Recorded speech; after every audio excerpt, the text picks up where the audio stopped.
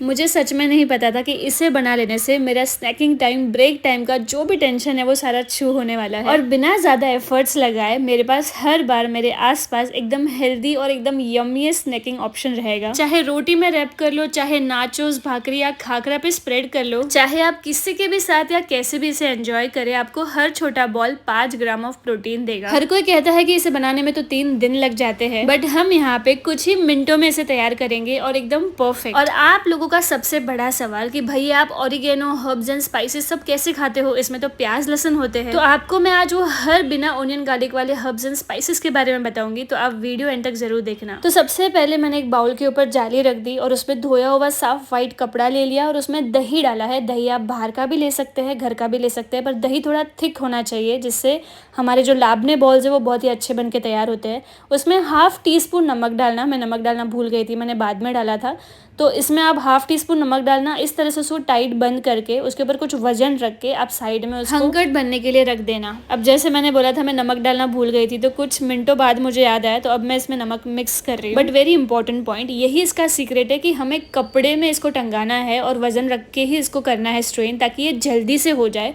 इसमें 2-3 दिन नहीं लगते। मेरे पास भी कर्ड स्ट्रेनर का जो डब्बा आता है वो है, बट वो कोई काम का नहीं लगता मुझे, तो मैंने इस बार इसमें किया। इसमें जैसे आप देख सकते हो कि कितना थिक कर्ड, ये करीबन मुझे लगता है 1.5 घंटे के अंदर ये बनके रेडी हुआ है। अब देखो दही डालने में तो वक्त नहीं लगता, तो मतलब 2 मिनट डालने में लग गए और बाद में तो क्या इसको रेस्ट करने साइड में छोड़ देना है। मतलब ये बनाने में ऑन हैंड प्रोसेस ये बस 30 मिनट्स का प्रोसेस है।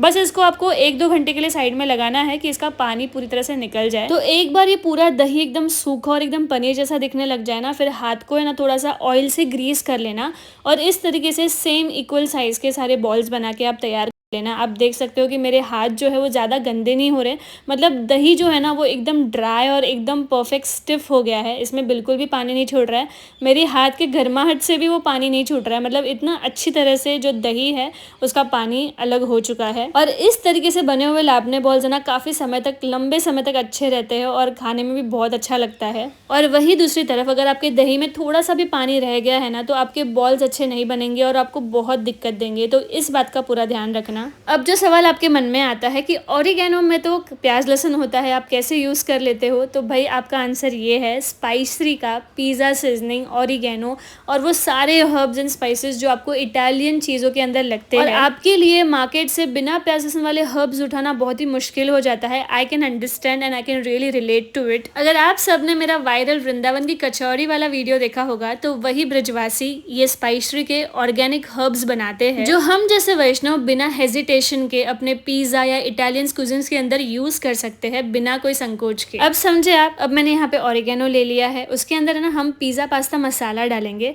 मसाला और हर्ब साथ में डालने से जो हमारा बॉल है ना वो बहुत अच्छी तरह से और पूरे साइड से कोट होता है।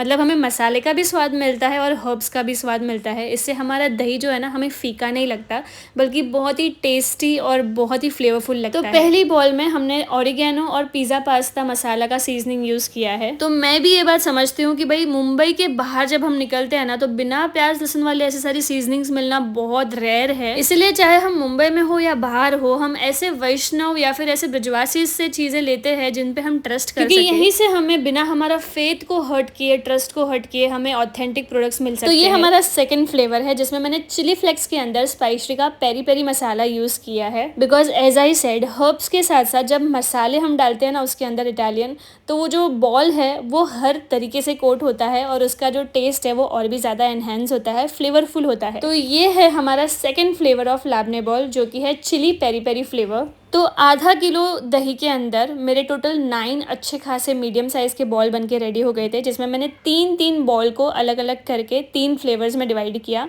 पहला ऑरिगेनो था, दूसरा रेड चिली था और ये तीसरा है पिज़्ज़ा सीजनिंग, जिसके अंदर हम सारी चीज़ें मिक्स करेंगे। रेड चिली, स्पाइसरी का पिज़्ज़ा स्पेशल पिज़्ज़ा सीजनिंग जो उन्होंने बनाया है, हर्ब्स जो आप डायरेक्टली गुड टू गो है, आपको उसको कुछ भी डालने की ज़रूरत नहीं है। पर फिर भी मुझे वहाँ पे चिली फ्लेक्स थोड़ा कम लगा, तो मैंने उसके अंदर ऊपर से डाल दिया। अब ये पिज़्ज़ा सीजनिंग वाला, ये थर्ड वाला फ्लेवर है जो हमने बना के तैयार किया है। तो total 9 balls divided into 3 parts, 3 flavours. तो ऐसे हमारे शानदार ब्यूटीफुल से बॉल्स बनके रेडी है। और देखो आप कितना स्टिफ है, बिल्कुल भी अपना जो शेप है वो लूज़ नहीं कर रहा है। और देखने में भी इतना टेम्पटिंग लग रहा है कि अब आप बिना प्याज लहसुन के भी ये सारी चीज़ें एंजॉय कर सकते हैं। और हर चीज़ में ये आपके जो हर्ब्स है वो आप यूज़ कर सकते हैं, चाहे फिर आप घर में पिज़्ज़ा बनाओ, पास्ता बनाओ, चाहे कुछ भी बनाओ। और यहाँ पे मैंने एक्स्ट्रा वर्जिन ऑलिव ऑयल ले लिया है। अब आप बोलोगे अरे बाप रे इतना सारा ऑयल, तो जैसे अचार को लंबे समय तक अच्छे रखने के लिए हम तेल के अंदर उसको डुबो के रखते हैं, सिमिलरली ये चीज़ बॉल्स जो है हमारे प्यारे प्यारे, इसको अच्छा रखने के लिए हमें वर्जिन ऑलिव ऑयल, जो कि हेल्दी है एक प्रकार से, उसमें हमें डिप करके रखने की ज़रूरत पड़ती है। बट ये पूरी तरह से दही जो है वो ऑयल हमारा सोक नहीं करेगा, don't worry about it. Olive oil में डिप करने से एक तो उसका शेल्फ लाइफ बढ़ता है और दूसरा उसका फ्लेवर जो है वो बहुत ज़्यादा एनहेंस होता है। अब आप देख सकते हो कि मेरे जो बॉल्स है वो काफ़ी ड्राई है, मतलब ऐसे नहीं कि पूरे ऑयल से लत पत्ते भरे हुए बने हुए। तो इसी तरह से ऑयल भी जो है वो अपना बेनिफिट वाला रोल प्ले करता है। आप उसको वापस से दोबारा स्ट्रेन करके भी यूज़ कर सकते हो पिज़्ज़ा पास्ता में।